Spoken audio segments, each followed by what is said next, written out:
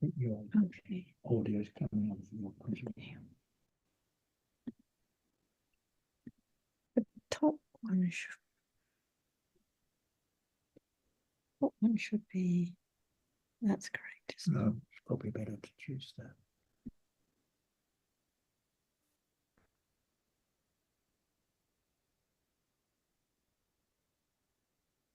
Hi, Rit, how are you? Is that better?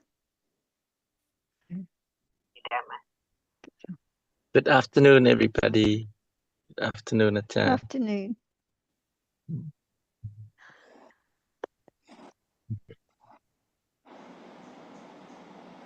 Hi, Kunrit. How are you? Good to see you. Yeah, I'm good. Good to see you. Good to see you all.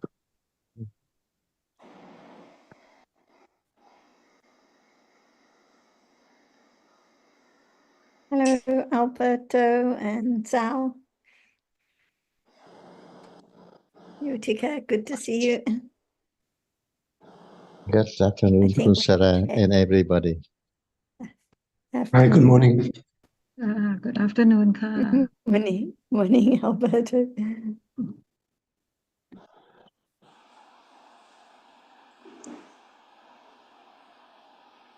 Ajahn, are you here now? Yes, Sawadika, everyone. Sawadika, Tanajan. สวัสดีครับอาจารย์ครับ สวัสดีครับ อาจารย์สวัสดีครับท่านอาจารย์ สวัสดีค่ะท่านอาจารย์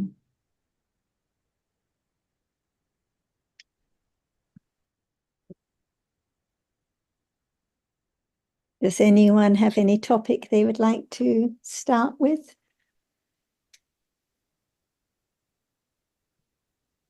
Yotika, after the discussion next week about how nothing can be stopped from arising right now, and how whatever arises has gone before there's any thought of stopping it. Did you have any further thoughts?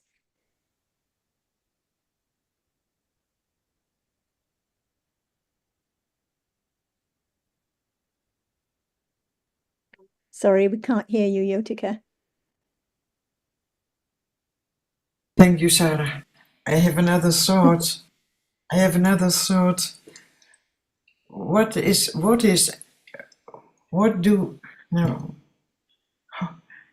is our practice? Is it, if it is not striving, then it's just being aware? All of a sudden I don't know more. What is the practice? I think the difficulty is because we think of having a practice. We think, I must have a practice. I must strive. I must do something. But this is the opposite of what the Buddha taught about dhammas arising by conditions and being anatta. So it's as if however much we hear about anatta and dhammas now arising by conditions, there's such a deep-rooted idea that I must do something, I must strive, otherwise there won't be any understanding or awareness. But in fact, all the ideas of striving and following a practice are leading in the opposite direction, leading to the wrong path, not the right path, which is the acceptance with detachment, the understanding about what is now, however it is conditioned. But because the truth is so deep, so difficult to understand, keep reverting to the idea of I following a practice, I striving. But what about at the moment of thinking now? At the moment of thinking now, is it arising by conditions or because I strive to have this thinking now? No, it's by conditions, yeah? Yes. And if I could just add, Yotika, that in the suttas, the Buddha didn't teach about having a practice. No, He but is taught- Buddha who is saying then the last word of the Buddha, strive without stopping or something? Yes. Yes, strive with without being heedless. Yeah, without being heedless. Okay. Yeah, But that doesn't. We can't interpret that to mean there must be a practice, because strive just means keep in mind the goal, and it's a condition for keeping one's mind on what is important. That's all. If we look at the rest of his, apart from that, those final words of his, we have to interpret those in the context of what he said in the rest of the suttas, not just take that short sentence on its own.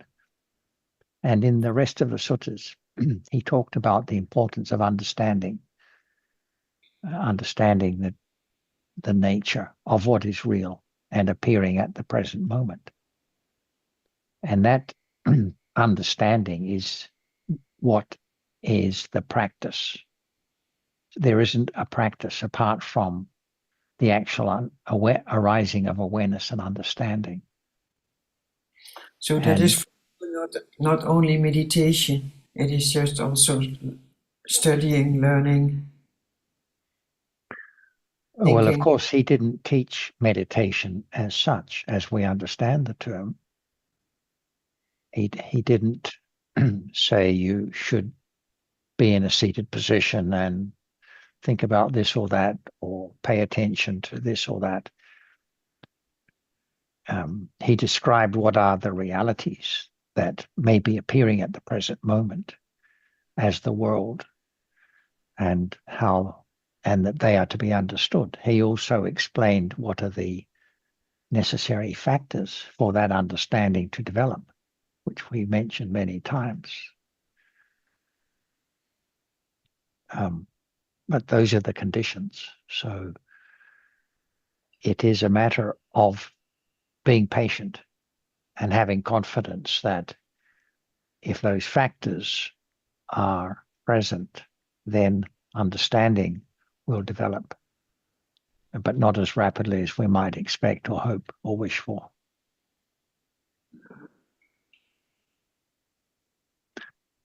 And it's possible to see, even in your own case, of some better appreciation of the conditioned nature of things in the time that you've been joining these discussions. So whether or not you acknowledge it, there must have been some level of understanding going on from time to time. Yeah. But those moments are not apparent to us at the beginning. So we kind of wonder whether any progress is being made. Right? It's going on all the time. It's going and such thoughts or doubts are just normal, of course, because when understanding is weak, there's not the confidence that comes with firm understanding. So that takes time. But if we are patient, we can appreciate that it is being developed, will continue to develop if those factors are present. This week someone was dying from the Tibetan tradition, and they had a quote, no one there, nothing to do, nowhere to go. Mm-hmm. And I thought, this is really anatta. No one there, nothing to do, nowhere to go. What do you understand by no one there? Not an independent entity. Yes.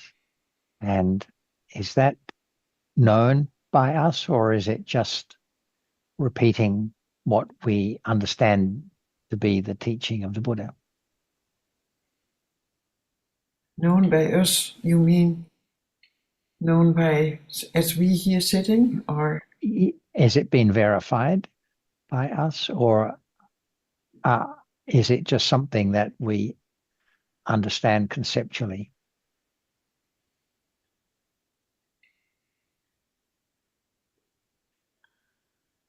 I do not understand the question, I think. Okay, so no one there, there's no self, means there's no self.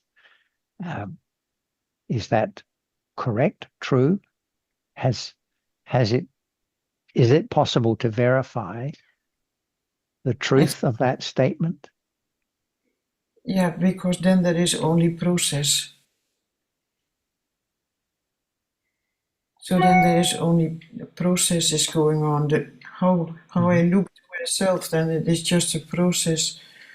I know the process from physical and mental things. That's an observation, but is it the understanding of the truth of that statement about no self? How far I understand, I don't know exactly. So what can be directly known and understood and verified is what is appearing at the present moment. Oh, in the present moment. Mm-hmm.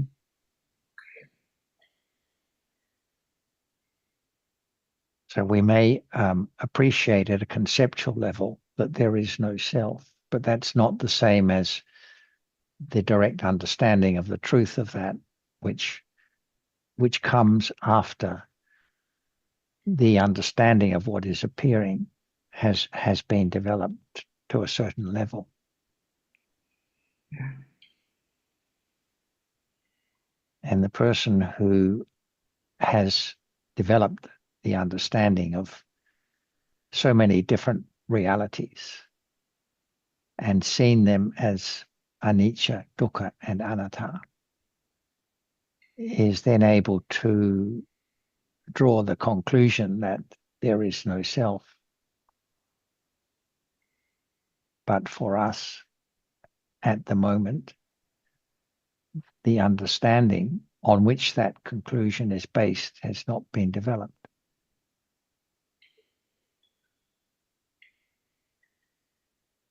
So it's useful to appreciate that that is the teaching of the Buddha.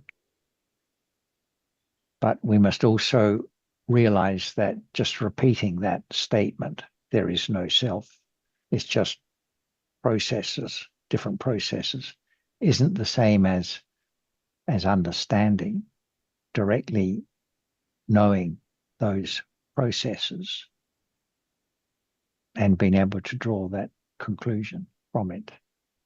I hope I'm not overcomplicating things, but it always comes back to the present moment and the understanding of it. Understanding from the present moment. Yes, of the reality of the present moment. The reality of the present moment. Okay. Yes. And if there is no one there or no one here, can anyone practice? Can anyone strive? Can anyone be aware? Yeah, not in that same line, not. No. If awareness arises, it just arises for a moment by conditions at moments of kusala, but it's not I or anyone that can be aware. It's just a Dhamma, just a mental factor which arises, is aware of the reality and falls away instantly. If there's an idea of I am aware or I can be aware, then it's not the understanding of no one there. It's the idea of I here that should practice, should be aware, should strive. And nothing to do. So no one here, no one to do anything, no one to be aware, no one to strive. Because dhammas just arise and fall away by conditions. So also the understanding is arising and falling away. But Yes, by conditions, like now at a moment of wise considering about dhammas as anatta. But you cannot Panya take. arises and it goes, but it doesn't belong to you or me. I cannot do it. I cannot be understanding. I cannot be aware. You cannot take it. You cannot take it anywhere. So just to receive it. And Maybe. even I cannot receive it. I cannot make it last because it just arises and is gone. Let's pass to Ajahn to add more comments and discuss further. Ajahn? What do you prefer to meditate or to understand what is there right now? To understand what is there right now. How can it be? How can there be the understanding of what is there? Even it's there, so clear as it's there. See? We do not have to think about it or imagine it all. It's there now. But what is it? Some understanding or no understanding of what is there as it is. Just it's there. Is it real when it's there? Now, we are among realities. What is there? Is it real or not real? Realities, I think, like seeing, hearing. No, because we don't have to think about reality. What is there now is real or not real. There's seeing, there's hearing. What is there is seeing, right? Yes. At moment of seeing only. Only at moment of seeing, is that right? Yeah, there's seeing. And when there's hearing, where was the seeing or where is the seeing? At moment of hearing, is it there together? No, it's not together. So what is there gone, arising and falling away? All the time, different realities from moment to moment. No one. This is the meaning of no one or no thing at all. It's only that reality which is there by conditions. No one have made it arise at all. It's there already. That is true. That is real. It's no one. So it's not just the word anatta, but the truth of it is that it's there and then no more, gone, unknowingly, from morning up to now, and to the evening, and then tomorrow again. Never be the same at all. Never be the same one. Is that right? Yeah. So can we say it is not self, it's not me, it's not anything at all. It's just there appearing and then disappear. Yeah, Is this life? I think so. Not permanent, because without seeing, hearing, smelling, tasting, touching, thinking, where is life? No, So then, life is moment of seeing, yes. life is moment of hearing, life is moment of thinking. Learn to understand the truth that what is there does not last at all. It's gone all the time, unknowingly. That's why learn to understand why it is gone.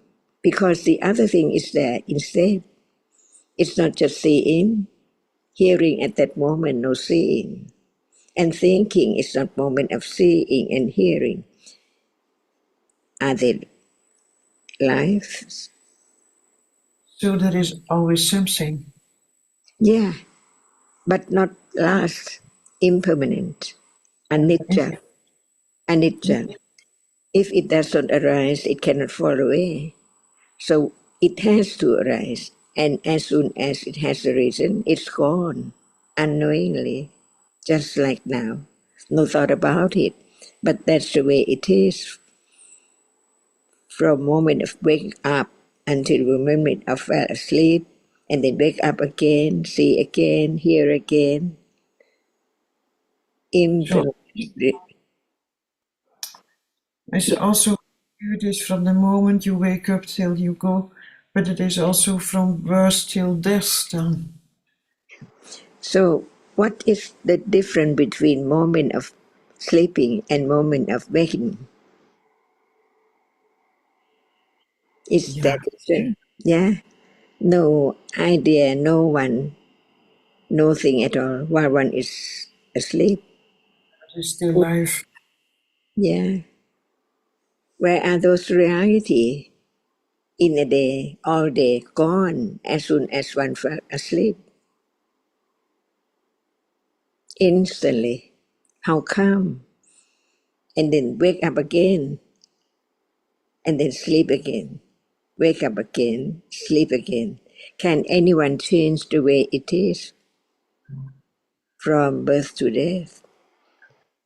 It is just that which is there by conditions, very shortly and then gone unknowingly. Is that real? Is it Dhamma? Whatever is real is Dhamma, no one there at all. How can it be someone or something when it's not there anymore? Learn to understand the truth, whether it's true or not. What is true can be understood, and what can understand is that reality, which we use the term panya, samadhi, right understanding of life, of whatever is there from moment to moment. Is there anything permanent?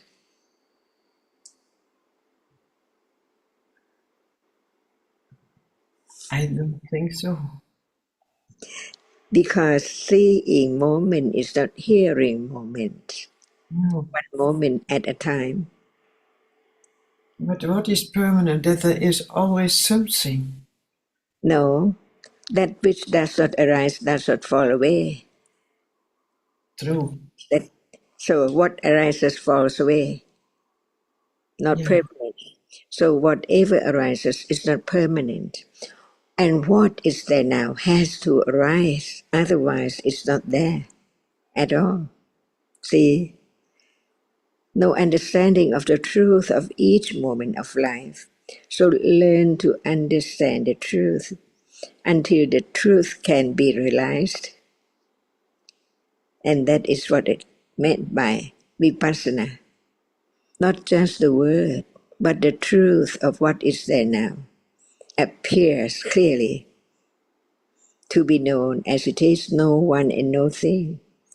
What is there is just that which is there. Seeing is seeing, never be thinking, never be liking, never be hearing, just one reality at a time. So what are they appearing? It's a reality, conditioned to arise, to appear, and then disappear, gone forever, never to arise again. So learn about the truth. Life is not permanent. And life is seeing. Seeing is not permanent. Life is hearing. At moment of hearing, it's not permanent. Have more confidence of the truth that no I and no one, that which has gone, never to arise again. Is this true? Yes. And this is the development of understanding from the very beginning, to have more careful considering closer and closer to each one, so it can appear much more clearer than now, because only one appears as the object.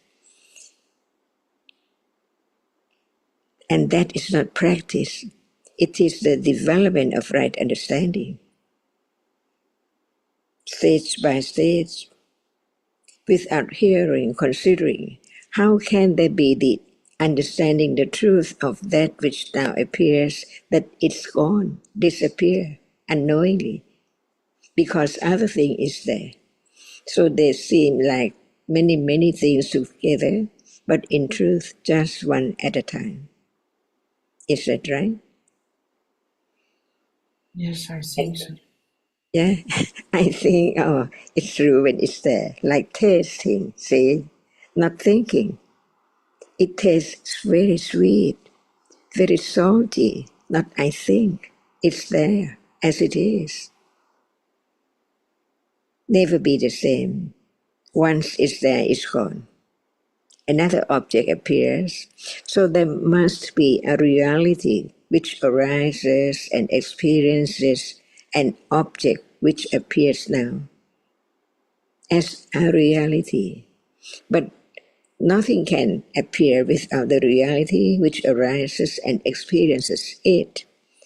For example, taste cannot appear without the reality which arises and tastes it.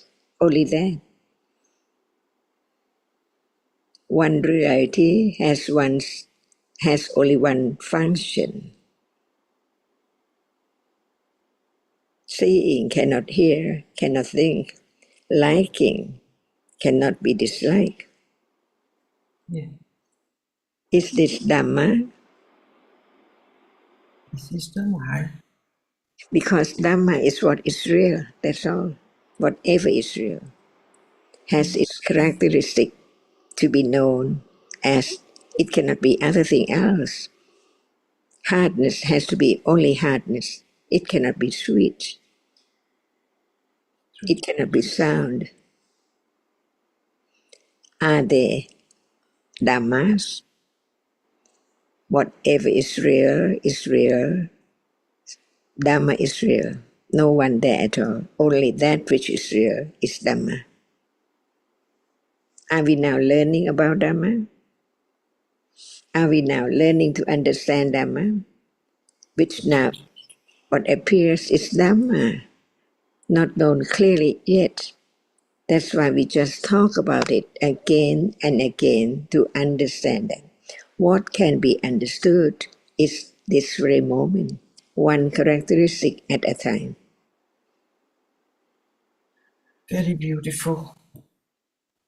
It's so true. Yes. Or at the words of the enlightened one. But sometimes I do not see it anymore. I cannot get it in words. Because you see that there is thinking, right? Yeah, they're thinking. After seeing, there is thinking. After Yeah. hearing, there is thinking. Even just not in words, but it's there thinking about that which appears, that which is seen, that which is heard. It's also Dhamma, the thinking.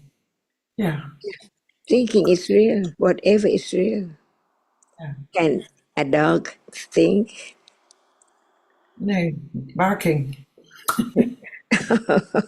Even it's not barking, it thinks whatever arises, experiences, the object has to think about that which appears as something or someone or some taste or some voice and so on. All are dhammas. That's why Buddha said, dhammas, all dhammas are anatta, just arise and falls away instantly. How can it be something or someone? It is adama, and adama conditioned by different conditions, just arise and falls away, never to arise again in samsara. No matter how long or how short life is, this life or other life, or life before, or life in the future, exactly the same. So there are two kinds of reality: ignorance, no understanding of the truth of what is there, and understanding, begin to understand the truth of what is there. The sound cannot be the smell. At moment of smelling appears, there must be a reality which smells. Otherwise, smell cannot appear. Is that right? Two different realities. One cannot experience anything. It's hard, it's soft, it's sweet, it's bitter. For example, And without the reality which arises and experiences it, it cannot appear. So what appears must be the object which is experienced by what we call citta, the reality which arises and experiences the object, only experience the object. It experiences the object clearly, no other function, no thought about it, not know the word for that, but it experiences so clear the object. Anytime it's there, anytime it's very soft or very hard, it can be known by that reality which experiences it when it's soft. It appears as softness. When the reality arises, experiences hardness, what is that? It's hard, only hardness. See, no one. Begin to understand the world of Dhamma, the world of conditioned reality. Anytime there must be a reality appearing.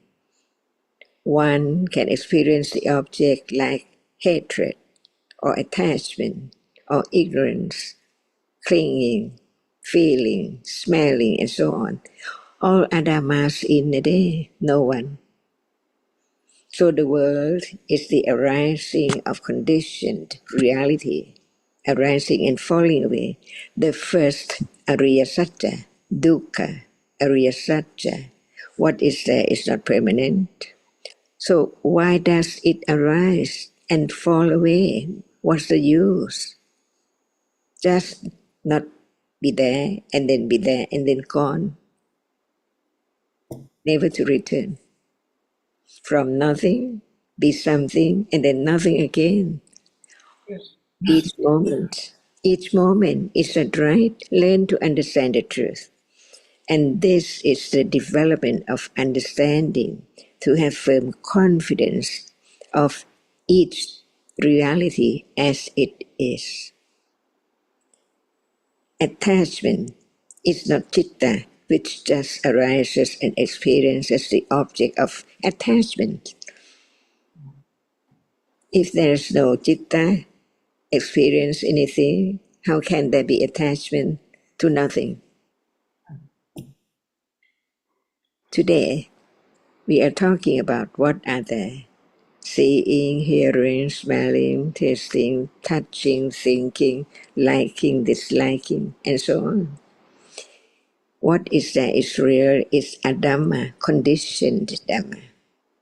That's why sometimes one get angry, but very little, and sometimes very strong by conditions.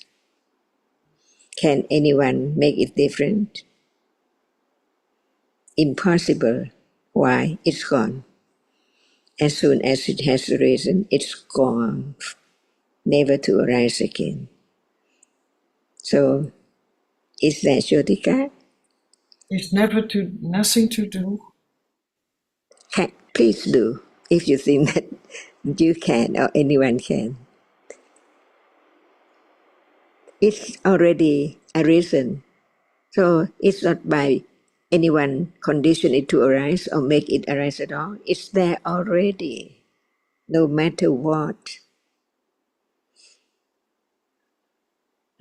And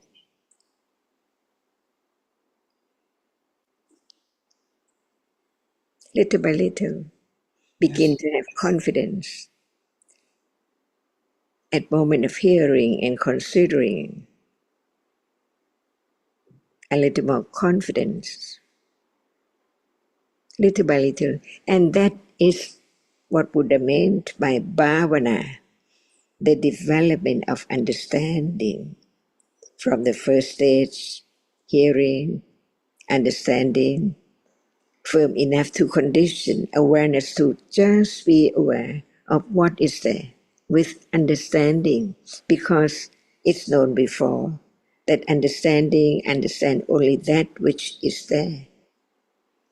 That which is there only. And now, yeah, Little by No, little. I repeat for myself, understanding is just understanding that what is there, you see. About what is there now. See, no matter seeing now, hearing now, thinking now. Mhm.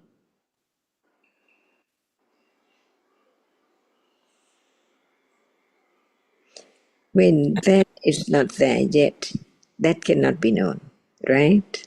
Because Yes, it's not there. So developing understanding of what is there yes, is bhavana, bhavana. not try to make anything arise to be known. That is ignorant, not understanding what is there right then, which has been conditioned, a reason and follow instantly. Begin to understand the truth, to have firm confidence of the truth. What is meant by Dhamma, whatever is real now, all Dhammas are anatta.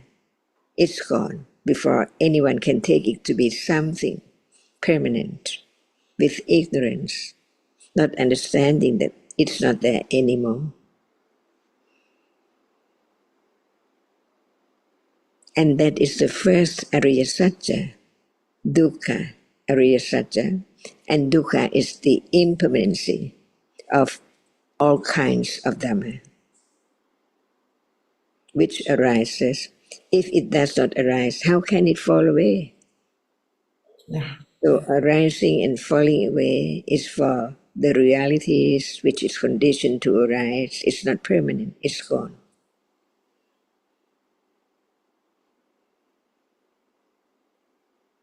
just logic. And the second noble truth, not understanding the truth, no understanding of the moment it arises and falls away, so it seems permanent from day to night, not permanent at all, but it seems like all moments are permanent.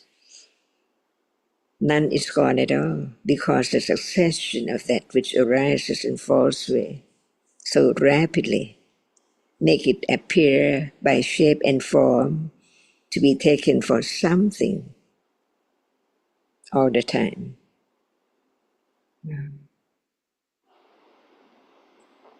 That's why Buddha taught about the ultimate truth, Chitta, Cetasika, Rupa, and Nibbana, different from all conditioned realities.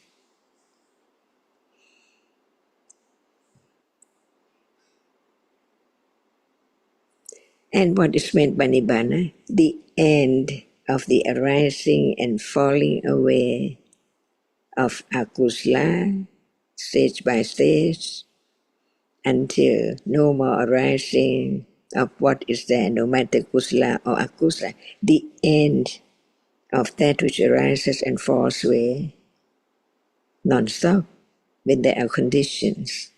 So the condition is the second noble truth.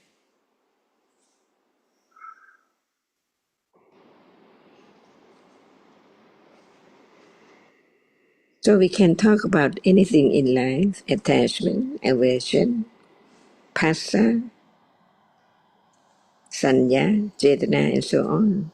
What is real is a reality, and we have to make it known by different words.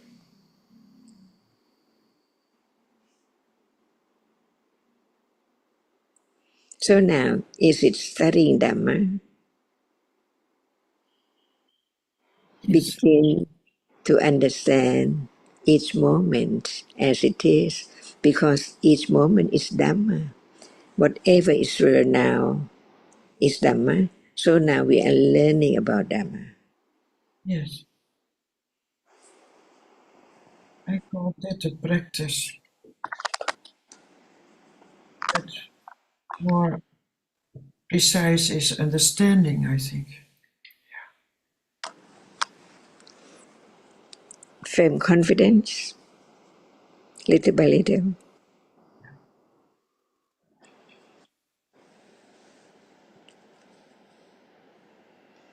the problem of practice, Yotika, when you say that you call what Ajahn has been talking about a practice, is the idea behind it of I doing something, I following a practice, I striving, I being aware. This is the difficulty. So this is why, as she mentioned, bhavana means the development of understanding, but it's not I that practices understanding. So understanding develops, like now, from the careful considering about different dhammas, no matter whether we're talking about seeing or what is seen, about awareness or about kindness or anger. They're all dhammas that arise and fall away by conditions, not anything to be practiced. Nothing to do, as you mentioned. No one there to do anything. Just dhammas that can be understood, but not by I practicing, only by right understanding itself. No one can make it arise. No one can practice it to arise. It is still a bit strange to think that nothing can be done, but it is. So what is going on then is just living, just being aware what is going on. For seeing arises, sees Seeing what is visible and gone. Hearing arises, hears sound, gone. Thinking arises, thinks about I doing this and that, and is gone. So different dhammas arise, perform their functions, busy all day, each one gone, but nothing to be done by I, because no I there to do anything. And you say it seems strange to talk about no doing, but of course, in the conventional sense, there's doing all the time. And that is not, it's not being said that one cannot do something like read a book or prepare a meal or something like that. The no doing is in the context of the development of understanding. Understanding is not to be developed by a doing. And I think we can appreciate that understanding is something that has to come naturally. It can't be made to happen. That's the point. It can be made, but it, I don't know, also not listening is also not something you can do. You can do, yeah. But it's an activity or it is a function. It is something we here together to talk and to listen to. Right, because there's an interest in the subject. So, and when there's an opportunity, there can be the hearing, but hearing cannot be made to happen. Hearing the Dhamma cannot be made to happen. It happens by conditions. It happens by conditions, but I'm hearing the Dhamma when I come here. Yes. Here. By conditions. You can't understand better. So that is the conventional side of the doing. You turn on your computer and log in to the Zoom session. But you can also do it. But that doesn't mean that Dhamma is going to be heard. It depends on conditions, whether what is said today is something that makes sense for you or not. Yeah. That's... And you're paying attention to it, you could say is a kind of doing, but it's the paying attention that you talked about, the listening, is happening naturally, not because you think you should be listening or something like that.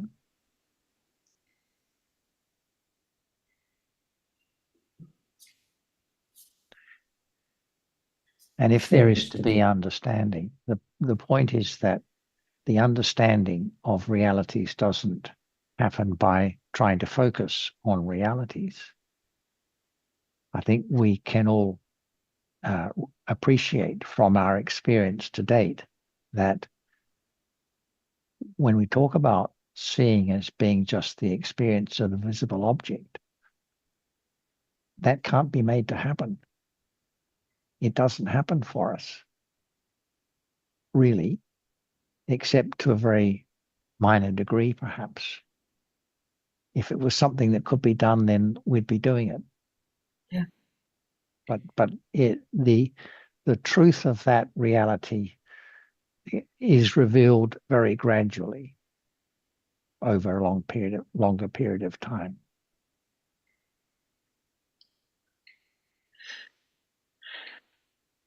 Isn't it? Sadhu, sadhu.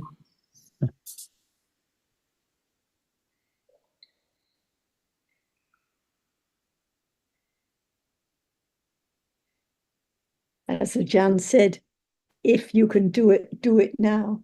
Can you make understanding arise now? Can you make awareness last now? Can you stop ignorance arising now? Can you stop clinging now? Of course, we all know it's impossible because no one can do anything. No one can make anything arise or stop anything arising because each Dhamma arises by conditions and then it's gone instantly. Let's see if anyone else would like to bring up any topic or say anything. Maeve, anything you would like to bring up today or anything you'd like to comment on? Hello, everyone. It's actually a question that tracks back to the discussions in Vietnam, which I was only able to really listen to offline. And it's actually a question to you, Jonathan, because there was a session where you spent quite a bit of time drilling down into what the characteristic of wrong view was. And it seemed that there wasn't anything particularly conclusive that came, or maybe I missed it, or whatever. But it sort of struck a chord because maybe my thinking had been around that. I suppose that question of, do we need to know the characteristic of the opposite of a reality, like understanding and ignorance, clearly, kusala, akusala, lopa, alopa, or knowing the characteristic of one, does that allow us to infer an understanding of the other, the opposite of the reality? And I thought it was sort of in that territory. So I don't know if you can say anything more about whether you actually unraveled the characteristic of wrong view, because I actually think it's quite important to be clear about Yes. that. What Yes. you're thinking, Jonathan? All right. Thanks. Thanks for bringing that up, Maeve. I think it's something that we've skirted around a bit without directly tackling it. And I think the point that I tried to make many times was that wrong view can't be known by the form of words or thinking. So if there's thinking about I or me or doing something, for example, we can't say that must be wrong view, because there are other kinds of akusala that would apply, or even kusala for that matter, because when there's dana, there's still the idea of me and the recipient, even at the moments of kusala. And so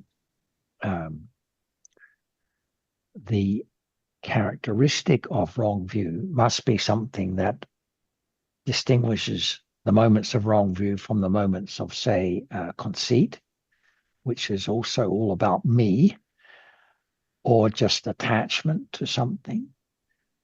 And if there's attachment to an object or an individual, we know that there's not wrong view at those moments. And it seems to me that it's not readily apparent when the moments change from attachment or conceit to wrong view. Mm-hmm. Mm-hmm. But we know that, excuse me, we know that right view is a kind of understanding. View here means understanding. Right view means right understanding. And wrong view is wrong understanding. So in order for there to be a wrong understanding, it has to seem like there is a right understanding, but it's wrong. So the characteristic of wrong view would be similar in a sense to the characteristic of right view, in the sense that there is the idea that one knows the way things are, the truth about something. And the question is, in normal, at times, like now, for example, is there the idea that one knows the truth about reality. If one is if, say, the computer screen is the object of one's attention at the moment, is there any idea that there's knowing the truth about the reality of that, or is it just a concept without being wrong view? So we do take things for being objects, which they're not. But is that a kind of taking amount to a wrong view, or is it just based on one's experience? For example, the table on which the computer is resting, one knows it's solid. From experience, one knows that there's solidity there, and it will carry the weight of the computer. You can rest it on the table without necessarily, seems to me, having any idea about the reality of that object. May I just make an observation or comment there, Jonathan, because I know that that during that discussion, the idea of whether atta was present was, I suppose, one of the elements that distinguish between right view and wrong view, and I think you've now just sort of referenced it again in terms of talking about dana, and of course metta is a similar issue, I suppose, that there has to be an idea of a sentient being in order for metta. I mean, metta can't just arise in a vacuum. And so at that moment, what is the nature of that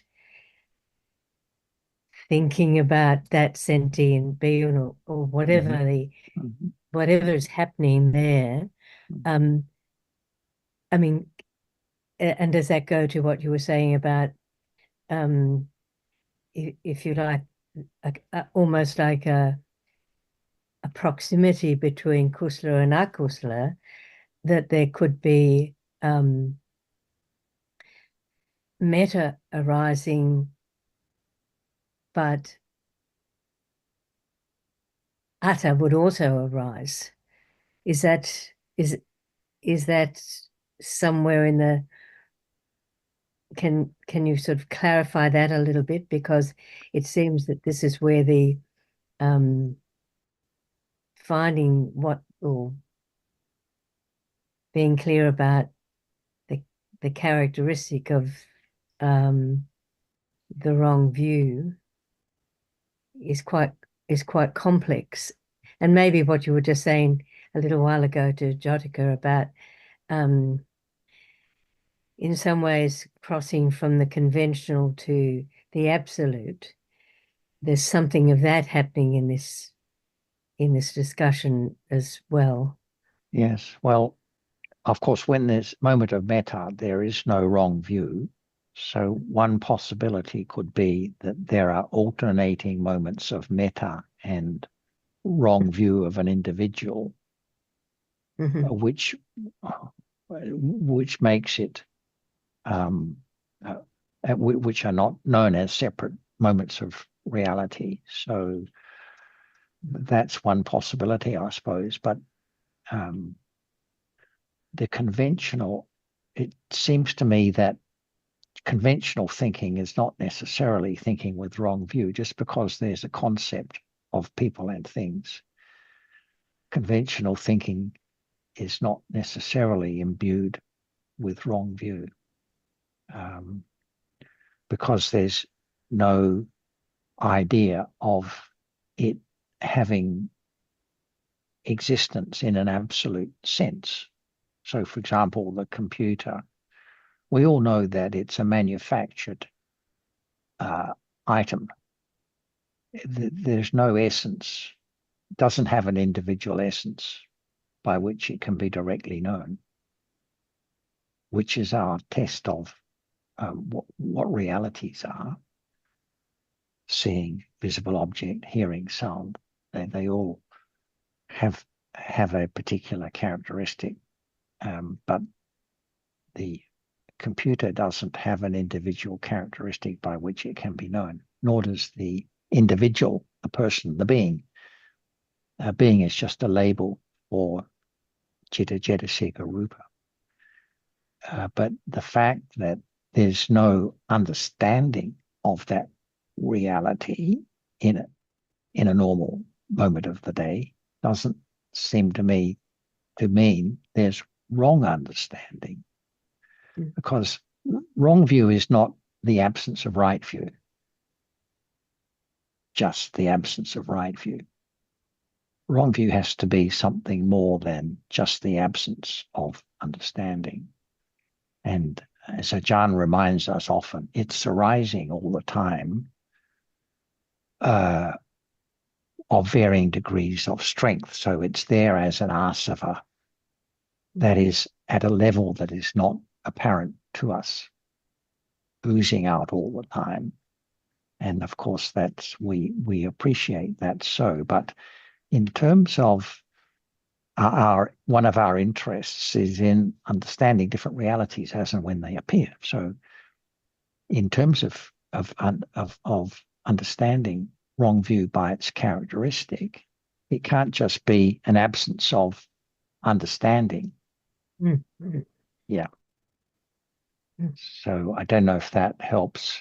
Going back to your comment about opposites, I think the little Yeah. there's obviously a lot of scope for more reflection and discussion, actually. Well, I think we should invite Ajahn and Sarah to contribute to this discussion, because I'm aware that what I've said may not be putting it quite the same way as others would like to put it. But yeah, perhaps I should Thank you. hand over to the others at this point. Thank you, Maeve, for bringing up the question.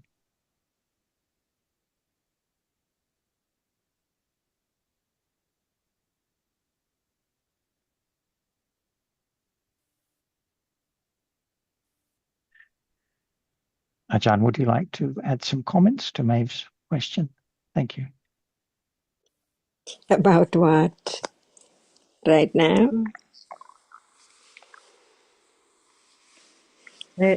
The question, Ajahn, was really about the characteristic of wrong view. Can the characteristic of wrong view be known? And how to think about that. Okay. Are you there?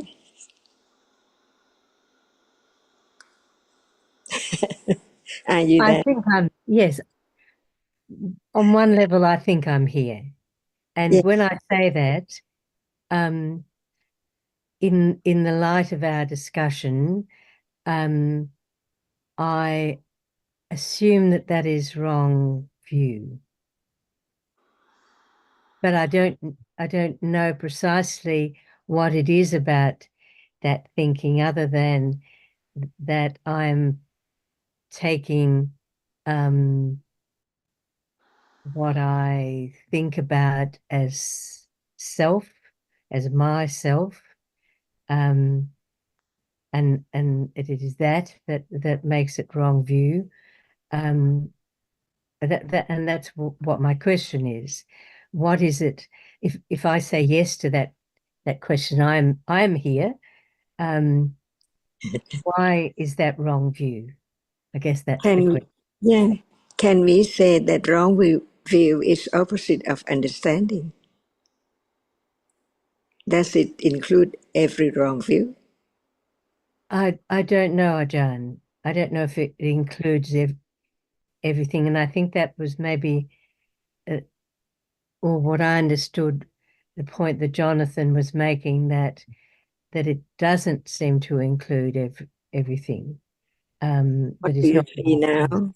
Yeah. There are you, and what do you see now?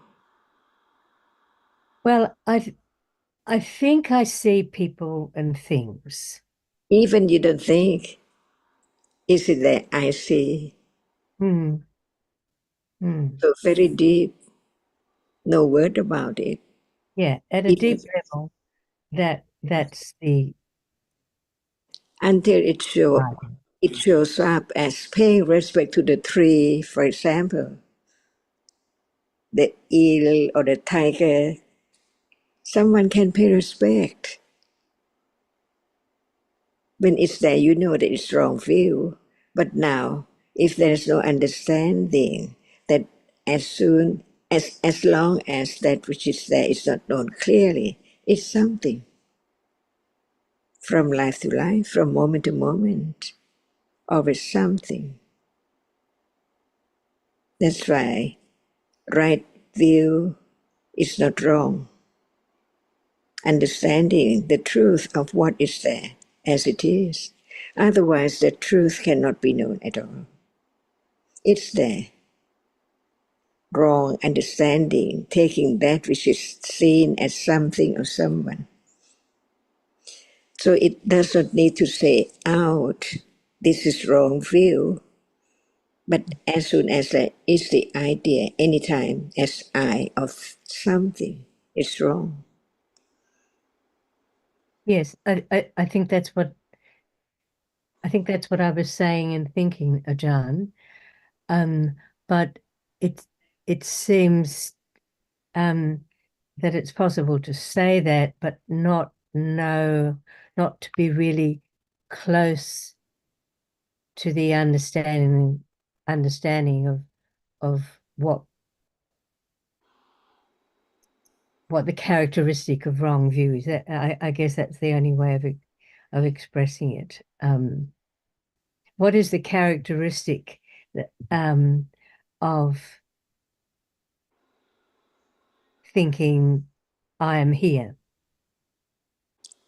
Because you see that what is there, see, I, or what is there in truth. Otherwise, there cannot be the understanding of very, very subtle I, always there. As long as there is no understanding of what is there as it is, it's something or someone. Even it's so very little, what is it? See, something in mind.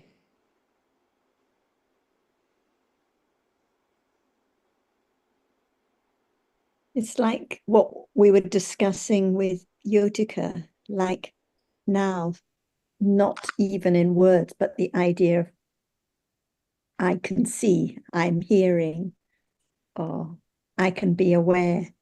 It's someone that sees, someone that hears, or something that is seen. It's not just what is visible, but it's a shape, a color, a person that is seen, or words that are heard, meanings, ideas. It's not just sound that is heard. So there can only be understanding of wrong view now when it arises. And I think that it does become more apparent, like when we're talking to Yotika, it became more apparent that no, I cannot be aware, because awareness is just a Dhamma that arises by conditions. I can't make it arise. I can't be awareness. You cannot be sound. You cannot be visible object, because they're just different Dhammas. So that's why the more understanding of Dhammas, the more understanding there is of what wrong view is. Because as soon as it's something or someone, before there's even thinking in words, it's not the right understanding of Dhammas. It's the wrong understanding. But I think Jonathan's point was that at moments of just ignorance, no thinking that it's something or someone, but just not understanding, no wrong view at the moments of ignorance. But the wrong view comes in very quickly. Something seen, something heard, someone that experiences. I think Maeve's question could be put this way. What is the difference between I or computer as a convenient label for something and I or computer as evidence as being an expression of wrong view?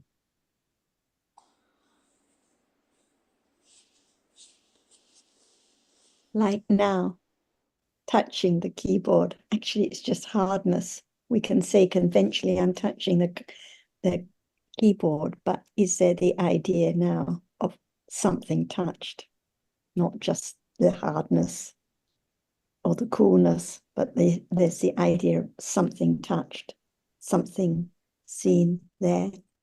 So it can only be understood when it appears. So actually, it's nothing to do with the conventional words. We can say, oh, I understand it's just visible object, but we can use these words out of convenience. But what about the idea at this moment of something, someone that is seen or touched or heard? And at some level, there can be, I mean, like in this discussion, it's a reminder of how there is a different kind of thinking about people and things, for example. A kind of even if it's just at the level of doubt, doubting about, well, can that be? Can that be, as you're saying, Jonathan, what is the essence of that computer, that person, in a way that challenges the conventional thinking around that. And it seems that to question that conventional thinking is to maybe just begin to have a glimpse of what wrong view is about at a thinking level. I understand what you're saying, Sarah, about how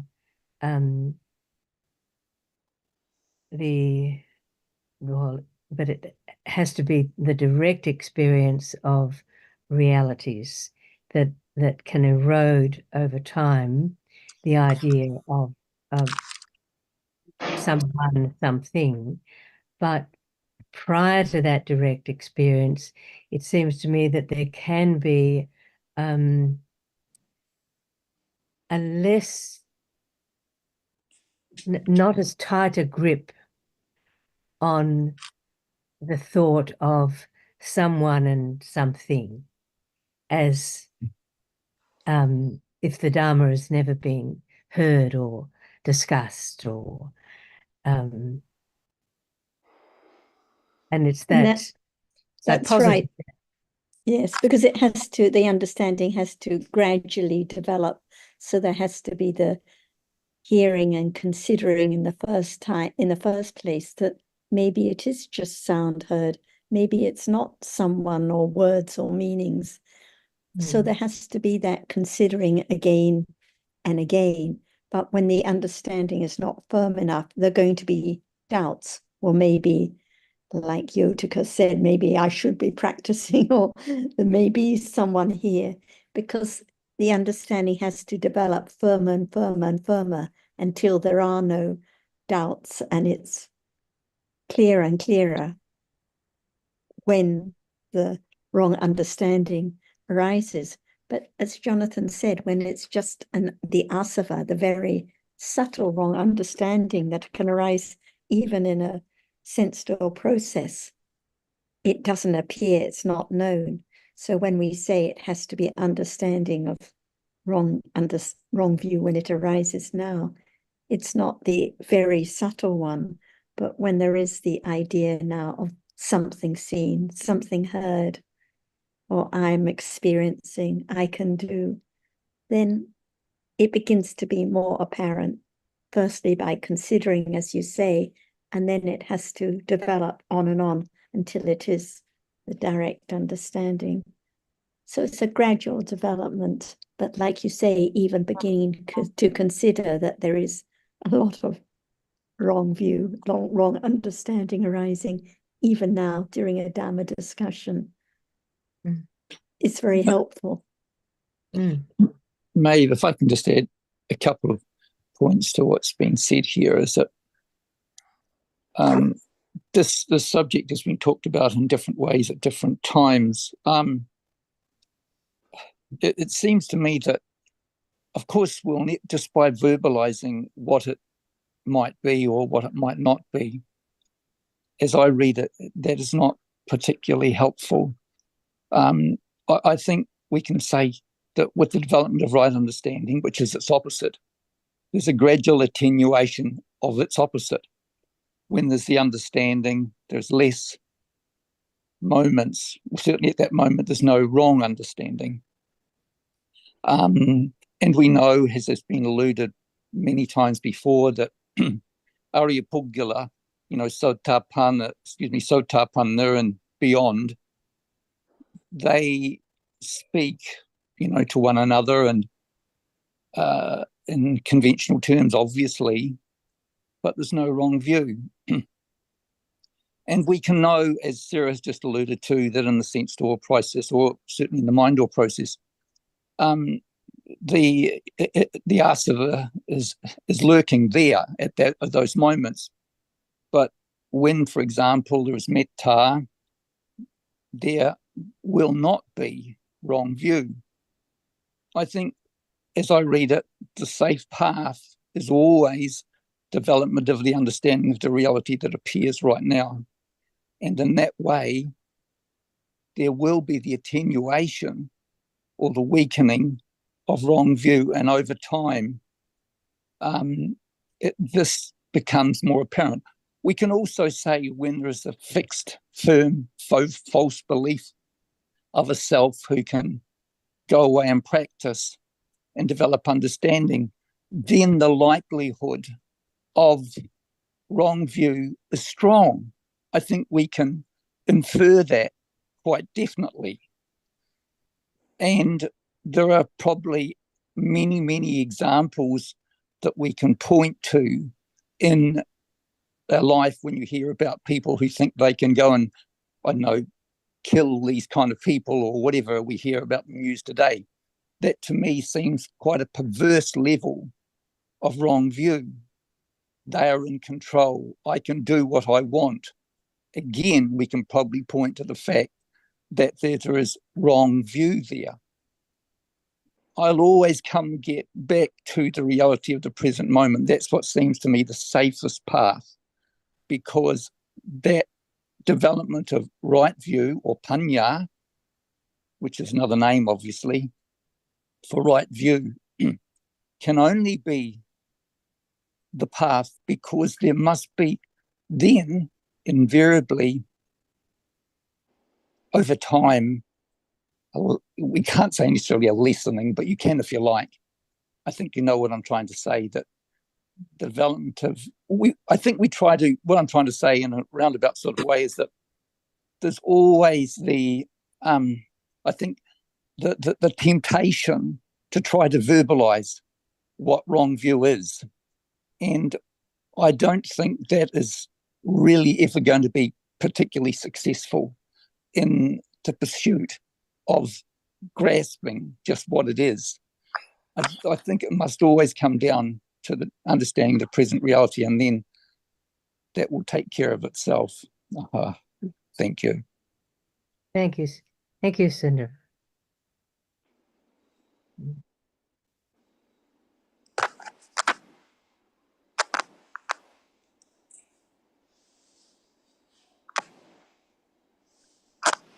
Yes, Ajahn, are you speaking? Please go ahead. About what? No, I thought I saw your microphone turn on, that's all. No, sorry. Yeah. Right. So, yes, getting back, Maeve, to your question, the characteristic of wrong view, just having the thought, for example, that I'm hungry or I'm tired, is just a normal reaction to the bodily sensations that are appearing at that time. So obviously the fact that one is using a personal pronoun, the word I, can't be taken as indicative of an expression of wrong view or the presence of wrong view, because wrong view is a wrong understanding. And this not necessarily any concept at that time of the truth of the individual as a as an ultimate reality. So if there was a stark difference between attachment or conceit and wrong view, then it should be apparent. Not expressing myself very well here, but there's obviously a lot of attachment, akusala, in a day, and there's dosa too. But when there's not, if wrong view was there also, then it would be something different from those moments of attachment or dosa. Ajahn mentioned, for example, paying respect to a tree, and that's a gross expression of wrong view if there's a belief at that time, and it's not just something that's being done in a purely ritualistic, unthinking kind of way, but in the belief that it has merit to pay the respect in that manner. But as she also mentioned, like now, when there's something or someone, when there's not right understanding of dhammas, actually there's wrong understanding commonly most of the day, and it's just not known. And just briefly, because we don't have much time, last week at the end, or towards the end, Alan and Azita were both talking about demonstrating and making a difference. And a friend on DSG was also talking about doing things for the world, making a difference. So there can be wrong understanding coming in at those moments, thinking that I can make a difference and so on. But at the end, Ajahn was talking about, just very briefly about Upekkha Parami. And Ajahn, you made a comment, why be miserable and disturbed by thinking about the different dramas and the different worldly goings on. And I think wrong view and ignorance come into this a lot. But I think it's good to hear a little more about Upekkha Parami and why waste time thinking one can control, one can do this and that. Why be so disturbed by what's going on instead of understanding Dhamma now and developing Upekkha, equanimity with understanding. Would you like to say a little more, Ajahn? Yes, I think that there are so many realities in the unknown, including ignorance. When we just talk about ignorance, where is it? Is it now? See, it doesn't show up. But what is there is not known as it is. So we learn to understand that which is appearing. So when we talk about avijja, see, is there avijja now, all day, or many times in a day? So is there wrong understanding now? Now, not in split second, very big now or long now, but in truth, it's so very, very short. Who knows? What does not appear, can it be known? How can it be known? Only when it appears. And that which is now appearing is not known yet. Can that which does not appear be known? We just talk about it. It's there. Asava and Anusaya and Yoga and Oka say, are they known? Not at all. That's why learn to understand it. What appears is that which impinges on the eyes, ears, nose, tongue, body, and mind. That's all. But so many different realities unknown. But it has to be unexpectedly appear. When time comes, when right understanding begin not to select anything to be studied, to be known, to be aware of. Otherwise, it hinders instantly, unknowingly. It covers up the truth of what is there instantly, all the time. That's why learn to be true to the truth. What can be known is that which is there now. And now, the reality which arises and experiences all day, each moment in life, from life to life, is not known yet, but it's there. So when will it be known?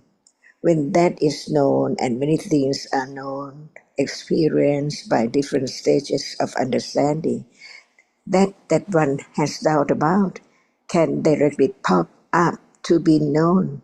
How unnothingness Dhamma is, always unexpected object. Otherwise, there must be the wish or the very subtle desire of something there to be known. That's why before that which is so very, very strong attached can be less and less. The understanding, what is there, is conditioned, begin to be firm and clear, firmer and clearer, and then the unexpected moment is there. What is questioned before can appear as object of understanding.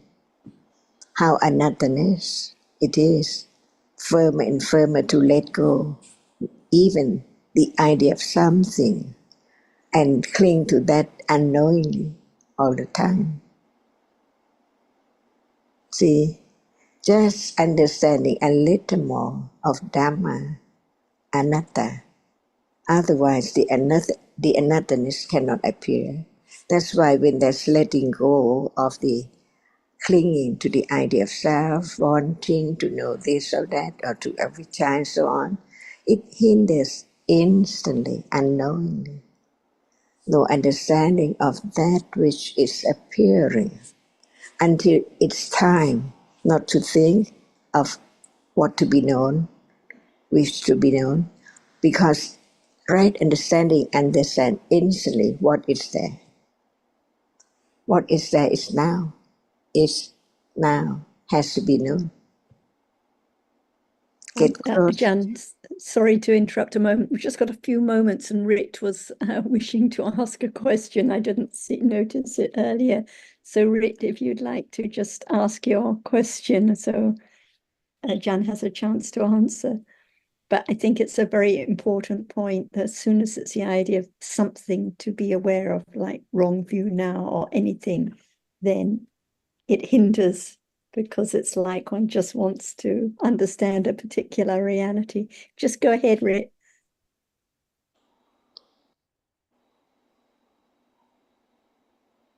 We can't hear you, Rit. Couldn't Rit just Yeah. Hello, Ajahn. Hello, everybody.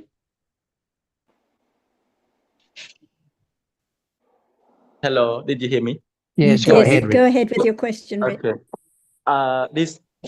This morning, I heard Nepalese student ask Ajahn about Parami as well, and Sarah also, reminds about Paramis. So and from what I heard is Parami. If in generally there are 10 Paramis, but actually it's 30 Parami, 30 Parami. So we like Dana Parami, Dana Upaparami, and Dana Paramata Parami. So and I want to hear more. I want to understand a bit more as well, like how is different levels of Parami. Yeah. I think we'll have to discuss it in more detail next week, but in brief, there are, because as it's a new topic, but in brief, there are 3 levels of paramis, but we can discuss more. But let me see if Ajahn would like to continue with what she was saying or make a comment on this point, as we only have 5 minutes left. Please carry on, Ajahn. Is there only one level of each reality? Can that be the answer? Yes, it is the answer. There are different levels of the paramis. So 3 levels, 10 times 3, I think is the main point, but we can go into more detail next time. So rather than 30 paramis, there are still only 10, but different levels of each. A bit like the Gilesis, Asava level, and then Olga, and then Banda, and so forth.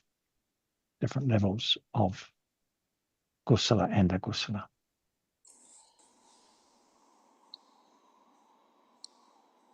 Anyway, good to hear from you, Rit. So we can continue talking more about paramis next time. And I appreciate that. Yes, good. And anything else you would like to say before we finish, Ajahn? Otherwise, we can finish up. What flavor is there now of each reality? Can it be known? Say, it can, but not by anyone. Only right understanding develops on and on. That's all.